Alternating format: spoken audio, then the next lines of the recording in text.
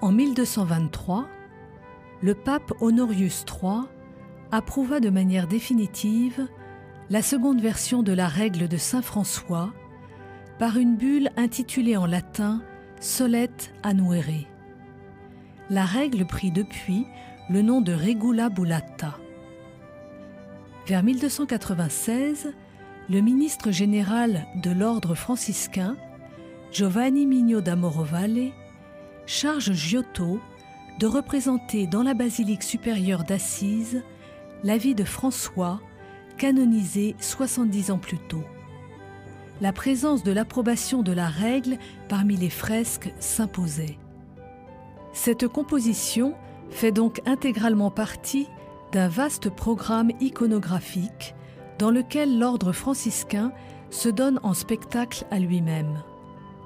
L'ordre se montre ainsi fidèle à l'Église. Au milieu d'une pièce au plafond décoré, représentant le palais apostolique, siège le pape. Pour montrer que le moment est quasi sacré, il est représenté en vêtements liturgiques. Il porte ainsi une vaste chasuble rouge, il arbore le pallium qui est le signe de sa fonction, il est ganté, il est coiffé de la tiare pontificale.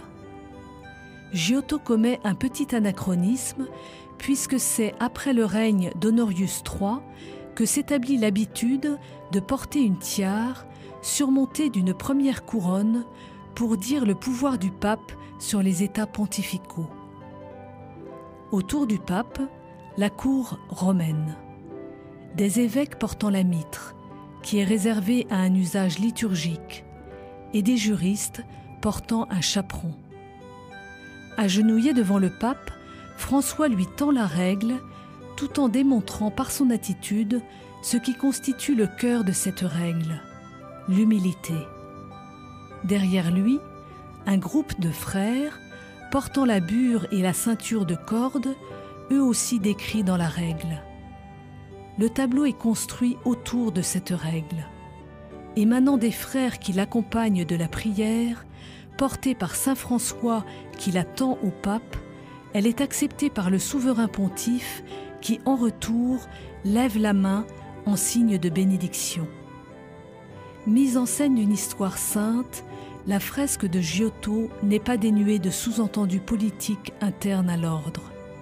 On sait en effet que le ministre général, Migno d'Amorovalle, était très hostile au débordement des spirituels, ces ultras du franciscanisme qui entendaient appliquer la règle dans sa plus grande rigueur et en particulier pratiquer une forme extrême de pauvreté. Or, les franciscains qui se tiennent derrière François, et François lui-même d'ailleurs, sont bien nourris, un peu rubicons, et ils portent un beau costume bien propre. Rien à voir avec des spirituels, maigres et dépenaillés, qui sont ici implicitement condamnés par l'image.